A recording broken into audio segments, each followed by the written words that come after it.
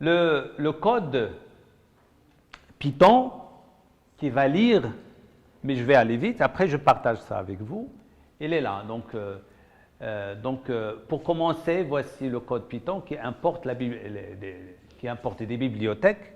Python, c'est un nouveau langage, c'est un outil performant utilisé pour le machine learning. D'accord. Voilà. Donc,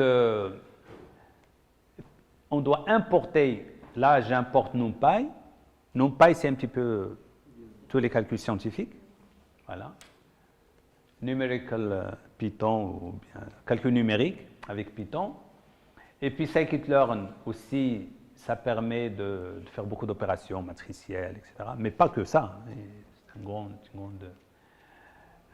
donc il est orienté vers l'apprentissage, donc il va manipuler les datasets, etc.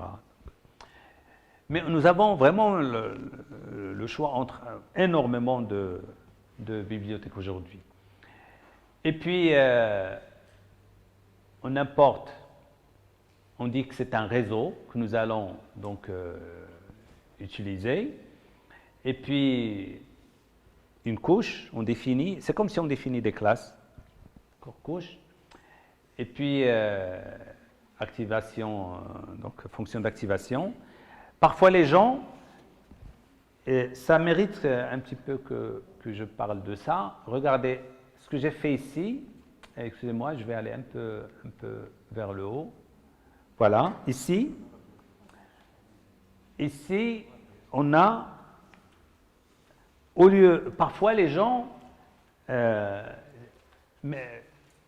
combinent ces deux opérations. Donc, vous allez trouver un réseau de neurones, une couche cachée, une autre couche, etc. Fully connected, on dit, c'est-à-dire, ou même convolutionnel. Mais on ne sépare pas les deux. Je ne sais pas si vous suivez. C'est-à-dire, je mélange le fait de multiplier, de prendre les données de cette entrée, je les multiplie par les poids, et je fais la somme, et en même temps, ici, j'applique la fonction, la relue, ou bien la fonction d'activation. On mélange, d'accord. Et parfois, les gens disent non, ça c'est une combinaison, et ça c'est la fonction d'activation, c'est une autre couche. D'accord. Et la couche d'activation, vous avez une ligne, c'est-à-dire ça passe d'un neurone vers un autre. Mais je peux les combiner, puisque c'est juste, ça se fait en parallèle. Nous avons une seule couche ici, donc, qui contient la première. Oui. Donc, pourquoi ça dépend de ma manière d'utiliser le réseau de neurones. Normalement, c'est une seule couche. La plupart, à 90%, les gens considèrent que c'est une seule couche. Mais dans certains cas, les gens supposent que non, ça c'est une couche et ça c'est une autre couche. Ça c'est une couche d'activation. D'accord? Mais c'est un détail, ce n'est pas, ça revient au même. D'accord? Là, par exemple, il nous donne la possibilité de créer une couche d'activation et une couche fully connected layer. D'accord? Il nous donne cette possibilité, donc on peut l'utiliser. Et puis, la fonction de perte, etc. L'essentiel, c'est que on fait ici on charge les données avec ce load txt, d'accord. Pourquoi je télécharge les données? Parce qu'ils sont enregistrés au format CSV, d'accord, qui est un format aujourd'hui devenu pratiquement standard et que je peux ouvrir soit avec un bloc-notes, soit avec Excel, d'accord. Donc voilà, donc j'importe. Après, voilà, je les transforme en un vecteur, en des vecteurs comme ça, pour que voilà, et je les divise en une partie qui va servir pour l'entraînement et une partie qui va servir pour le test. Voilà. Ça, c'est comme j'ai dit, juste pour parce qu'il y a énormément de possibilités. Aujourd'hui, ce n'est pas forcément la manière qu'on utilise. Et d'ailleurs, pour certains, ils peuvent utiliser directement Keras ou PyTorch, etc., qui offrent pratiquement la solution. On ne va pas from scratch, comme on dit. développer tout le code. Mais là, c'est juste pour vous montrer. Donc, on a un code, on crée, bien sûr, Python, c'est de la programmation en tant qu'objet, c'est des classes, c'est des modules, etc. Donc, il faut qu'on ait cette connaissance. Donc là, on crée donc, le constructeur, on l'initialise, les fonctions qu'on va utiliser, donc add, la fonction, donc la somme, la fonction perte, et puis ici, on juxtapose, je pense, les couches, et puis on ajuste les paramètres, etc. Donc, on ne va pas lire tout le code, mais ça se fait et ce n'est pas compliqué. Ce n'est pas compliqué pour cet exemple, d'accord, qui est facile. Donc après, je vais vous montrer sur PyTorch quelque chose de plus intéressant. Donc voilà, l'essentiel c'est qu'avec Python, même sans les autres modules sophistiqués, avec Python, je peux développer un réseau de neurones. On peut aussi utiliser Keras, mais je passe tout ça. Ça, je le passe. Keras, ce que vous devez comprendre, c'est que nous avons Python, c'est le langage. Nous avons PyTorch ou TensorFlow. Donc, PyTorch, c'est développé par Facebook, par Yann Lequin. Et TensorFlow, c'est par Google. Donc, ça ou ça. Et il y a aussi Keras. Keras qui s'appuie sur TensorFlow en particulier, ou sur les anciennes versions de PyTorch, mais Torch, sur ce qui était avant PyTorch. Et Keras, c'est un peu haut niveau, d'accord? Il va manipuler les choses. Il va vous dire, par exemple, créer une couche dense, créer une couche. On va voir peut-être un exemple. Depuis quelque temps, depuis je pense un an ou deux, Keras est devenu intégré dans TensorFlow.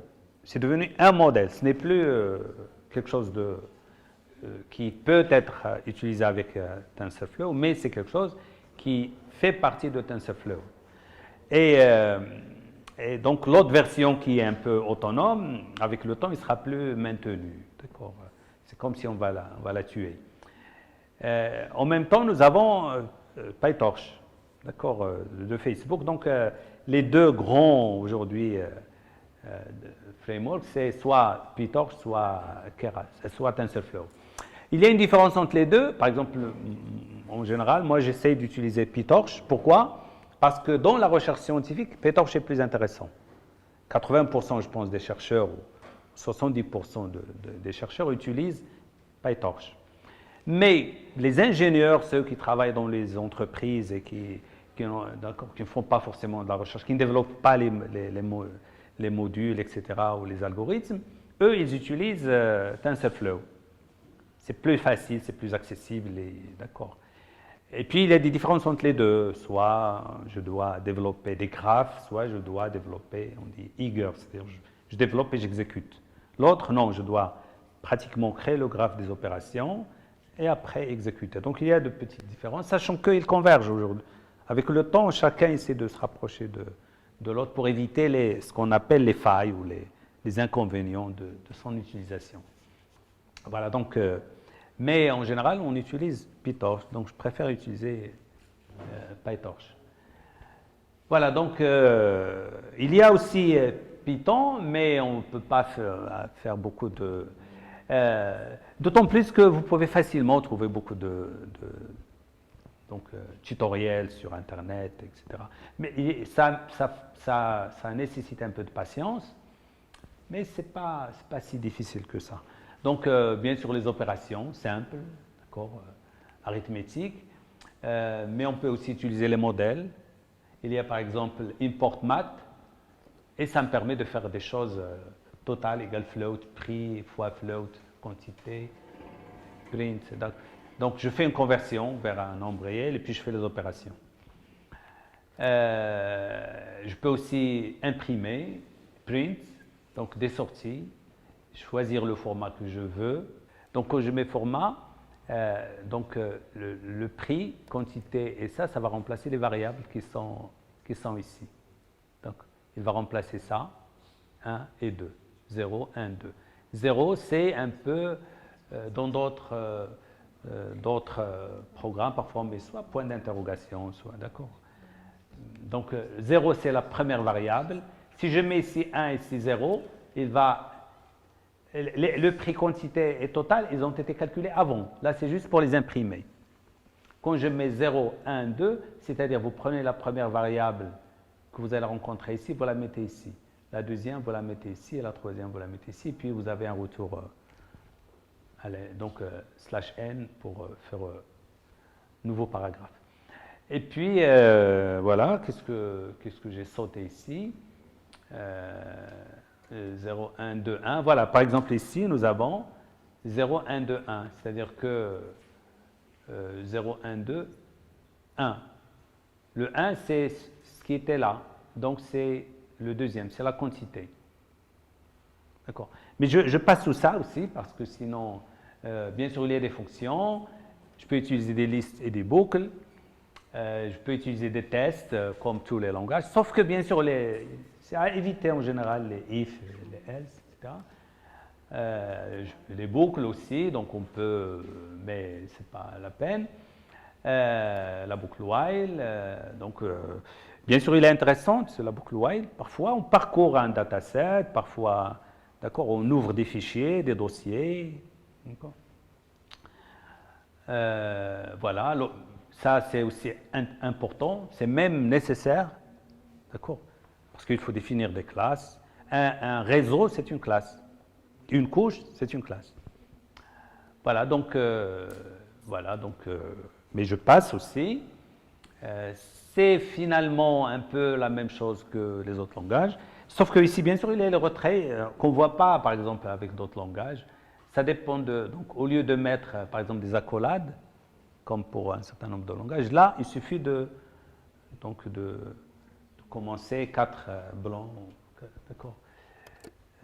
Donc ça veut dire, c'est comme si j'ai mis ici le fait de décaler, c'est comme si j'ai mis ici une accolade. Et puis le fait de revenir, c'est comme si j'ai fermé l'accolade. D'accord. Donc le langage, on ne va pas le donner un cours sur le langage Python, mais comme j'ai dit, bien sûr les attributs, c'est un peu comme partout, à chaque fois qu'il y a des classes ou des objets, il y a des attributs. Donc voilà, ici on a un certain nombre d'attributs qu'on initialise éventuellement. Ici, d'accord, donc à l'aide d'un constructeur, et puis on peut aussi les mettre à jour, d'accord. Voilà, donc l'orienté objet d'une manière générale, l'héritage, etc., le polymorphisme, etc. Donc nous avons pratiquement tous les aspects, et puis là, avant on a lu à partir de Excel, on a importé les données, mais on peut aussi les renvoyer vers Excel. Ce qui est intéressant, pas forcément vers Excel, mais vers Excel ou CSV, donc vers un autre.